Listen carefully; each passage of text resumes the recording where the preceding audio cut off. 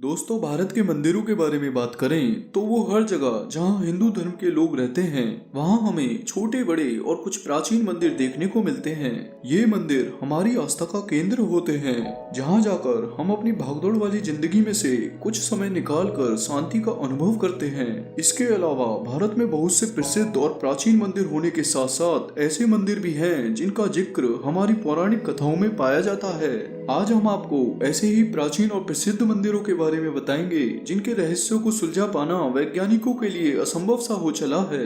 दोस्तों, वीडियो में आगे बढ़ने से पहले अगर आप हमारे चैनल पर नए हैं तो हमारे चैनल अपना पृथ्वी को अभी सब्सक्राइब कर लीजिए, क्योंकि हम आपके लिए ऐसे ही रोचक तथ्यों से भरी जानकारी लाते रहेंगे। ज्वालाजी माता मंदिर, हिमाचल प्रदेश। एक ऐसी अखंड ज्योति जो सालों से नहीं बल्कि सदियों से प्रज्वलित है, अग्नि जो करोड़ों श्रद्धालुओं की आस्था का प्रतीक है।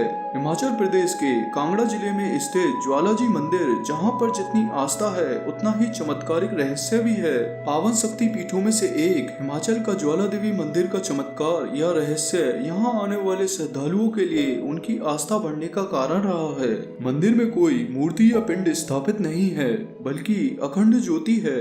ज्वाला देवी मंदिर में 9 अलग अलग ज्योतियां निरंतर प्रज्वलित हो रही हैं। ये ज्योतियां बिना तेल घी बाती के 24 घंटे निरंतर जलती रहती हैं। विश्वास नहीं होता कि ये ज्योतियां बिना किसी साधन के सदियों से प्रज्वलित हैं। ना तो ये ज्योतियां कभी बुझी हैं और ना ही इनकी लौ कभी कम हुई है।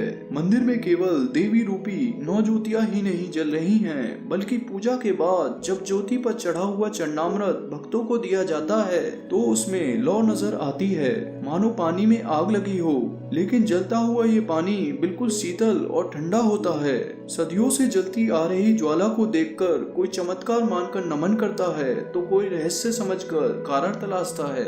हम आपको बताएंगे कि इस रहस्य को सुलझाने की कोशिश कब से चल रही है। उससे पहले वीडियो अच्छी लग रही हो तो वीडियो को लाइक करें और चैनल को सब्सक्राइब करें। पौराणिक कथाओं के अनुसार देवी सती की जीभ यहाँ पर गिरी थी, तभी से माता सती के 51 शक्तिपीठों में से एक मुख्य शक्तिपीठ ज्वालाजी के नाम से जाना जाता है। मंदिर प्रांगण में गोरख डिब्बी नाम का भाग मौजूद है। गोरख डिब्बी में पानी को देखकर लगता है कि पानी उबल रहा है, लेकिन जब पानी को हाथ में लेते हैं तो पानी एकदम ठंडा महसूस होता है। बताया जाता है कि ये पानी कभी इतना गर्म हुआ करता था कि इस पर खाना पकाया जा सकता था। पौराणिक कथाओं में वर्णन है कि पहले ये पानी गर्म हुआ करता था, लेकिन गोरखनाथ की योग माया से ये पानी ठंडा हो गया, इसीलिए इसे गोरख डिब्बी कहा जाता है। वैज्ञानिकों का कहना है कि ज्वालाजी के नीचे धरती में प्राकृतिक गैस है, जिसके कारण ज्योति निरंतर प्रज्वलित हो रही है। ज्वालाजी के नीचे गैस होने का दावा करने वाले वैज्ञानिकों ने एक नहीं बल्कि कई बार गैस खोजने के लिए वहां जांच की, लेकिन वैज्ञानिकों के हाथ कुछ भी नहीं लगा।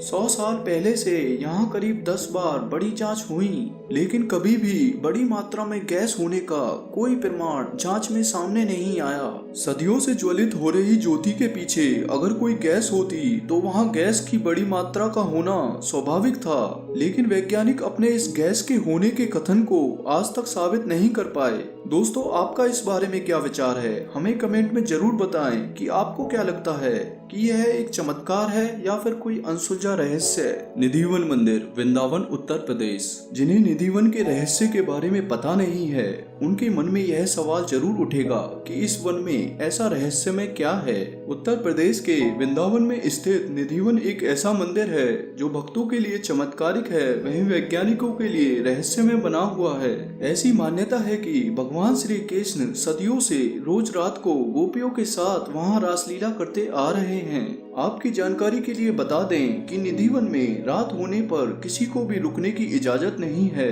कहा जाता है कि भगवान श्री कृष्ण की रासलीला को देखने के लिए कलयुग में कोई भी व्यक्ति योग्य नहीं है। ऐसा देखा गया है कि इस वन में रात होने से पहले आसपास के सभी पशु पक्षी बंदर आदि जानवर सभी इस जगह को छोड़कर चले जाते हैं। यहाँ के लोगों का कहना है कि जिन लोगों ने चोरी छुपके जबरन भगवान श्री कृष्ण की रासलीला को देखने का प्रयास किया है, या तो वे लोग उसी क्षण मृत्यु को प्राप्त हो गए या फिर वे लोग पूरी तरह से पागल हो चुके हैं। निधिवन के आसपास के लोगों का कहना है कि रात को उन्हें निधिवन में से बांसुरी और संगीत की आवाज सुनाई पड़ती है। कई विशेषज्ञों और शोधकर्ताओं ने जब निधिवन का दौरा किया तो दिन में तो उन्हें सब कुछ ठीक लगा, पर जैसे जैसे रात होने लगी तो वहाँ से एक एक कर सभी पशु पक्षी बंदर आदि जानवर उस जगह को छोड़कर जाने लगे। कुछ विशेषज्ञों ने रात को जब वहाँ अपने उपकरणों को छोड़ा तो उन्होंने अपने उपकरणों में किसी ऊर्जा की उपस्थिति को वहाँ पाया। यहाँ पर ऐसी मान्यता है कि निधिवन में मौजूद पेड़ रात को गोपियों के रूप में परिवर्तित हो जाती हैं और श्री कृष्ण के साथ रासलीला करती हैं। कुछ विशेषज्ञों ने जब रात होने से पहले पेड़ों के बीच धागे बांधे और जब सुबह उन पेड़ों को देखा तो वे धागे टूटे हुए मिले। निधिवन में मौजूद रंग महल में रोज रात होने से पहले बिस्तर सजाया जाता है, दातुन भोग के लिए मिठाई और पान रखा जाता है और जब सुबह मंदिर के पुजारी दरवाजा खोलते हैं तो वहाँ बिस्तर फैला हुआ मिलता है, दातुन और पान कटा हुआ मिलता है और मिठाई झूठी मिलती है। यहाँ तक कि शोधकर्ताओं ने जब अपना खुद का ताला रंग महल पर लगाया और सुबह जब ताला खोलकर देखा तो वहाँ वैसा ही पाया जैसा पुजारी और इत्यादि लोग बताते हैं। निधिवन भक्तों के लिए सदियों से श्रद्धा का प्रतीक बना हुआ है। यहाँ का चमत्कारिक रहस्य भी भक्तों की श्रद्धा का कारण रहा है। तिरुपति बालाजी मंदिर, चित्तौड़, आंध्र प्रदेश। दोस्तों, तिरुपति बालाजी मंदिर आंध्र प्रदेश के चित्तौड़ जिले में स्थित दुनिया के सबसे प्रसिद्ध मंदिरों में से एक है। ये वेंकटेश्वर भगवान का मंदिर है जिन्हें विष्णु भगवान का अवतार माना जाता है। यहाँ जो वेंकटेश्वर भगवान की मूर्ति है, इस मूर्ति को जीवित मूर्ति कहा जाता है जिसे गर्मी लगने पर पसीना आता है। जी हाँ दोस्तों, आपने बिल्कुल सही सुना। यहाँ मौजूद वेंकटेश्वर भगवान के दर्शन करते हैं तो ऐसा लगता है कि साक्षात भगवान सामने खड़े होकर दर्शन दे रहे हैं। वेंकटेश्वर भगवान की मूर्ति में से पसीना निकलता है जिसे पुजारी समय समय पर साफ करते रहते हैं। इसी वजह से मूर्ति के ऊपर पंखा भी लगाया गया है। दोस्तों, वेंकटेश्वर भगवान की मूर्ति को किसी व्यक्ति ने नहीं बनाया है, बल्कि ये मूर्ति स्वयं से प्रकट हुई है। मूर्ति के पास खड़े होकर अगर ध्यान से सुने तो मूर्ति के अंदर से समुद्र की लहरों की आवाज सुनाई देती है। कहा जाता है कि भगवान वेंकटेश्वर के बाल बिल्कुल असली हैं, जो ना कभी उलझते हैं और ना ही गंदे होते हैं और हमेशा चिकने और साफ बने रहते हैं। यहाँ पर आने वाले कई श्रद्धालु अपनी मनोकामना पूर्ण होने पर अपने बालों को भगवान को अर्पित करते हैं। इस प्रथा के पीछे एक दंत कथा सामने आती है। कथा के अनुसार जब भगवान वेंकटेश्वर ने पृथ्वी पर अपने शासन के दौरान एक अप्रत्याशित दुर्घटना में अपने बालों को खो दिया, तभी एक गंधर्व राजकुमारी का इस पर तुरंत ध्यान गया और उसने अपने सुंदर बालों को काट दिया। तभी उसने अपने कटे हुए बालों को विनम्रता पूर्वक भगवान को अर्पित किए और उन बालों को अपने सर पर लगाने को कहा। उसकी इस अपार श्रद्धा को देखकर भगवान वेंकटेश्वर ने उसके बालों को अपने शीश पर धारण किया और यह वचन दिया कि जो कोई भी सच्चे मन से अपने बालों को उन्हें अर्पित करेगा उसकी सभी मनोकामना पूर्ण होंगी। तब से यहाँ पर लोग अपने बालों को वेंकटेश्वर भगवान को अर्पित करते आ रहे हैं। मंदिर में बनने वाले प्रसाद, फल, फूल जो भी भगवान को चढ़ाया जाता है वह सब कुछ एक गांव से ही आता है, जो कि मंदिर से केवल 23 किलोमीटर दूर बताया जाता है। इस गांव को गुप्त रखा गया है। इस गांव में किसी भी बाहरी व्यक्ति का प्रवेश वर्जित है।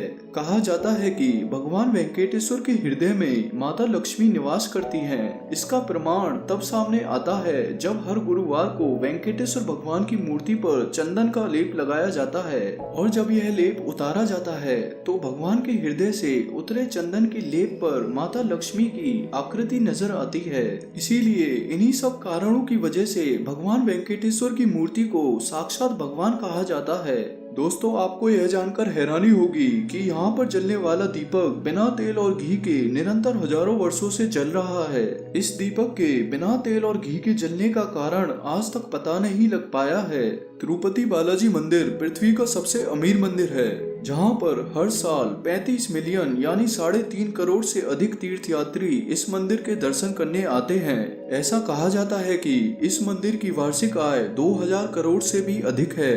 दोस्तों, हमें कमेंट में जरूर बताएं कि आपको हमारी यह जानकारी कैसी लगी। वीडियो अच्छी लगी हो तो लाइक जरूर करें और ऐसे ही रोचक तथ्यों के लिए चैनल को सब्सक्राइब कर बेल आइकन को दबाना ना भूलें। धन्यवाद।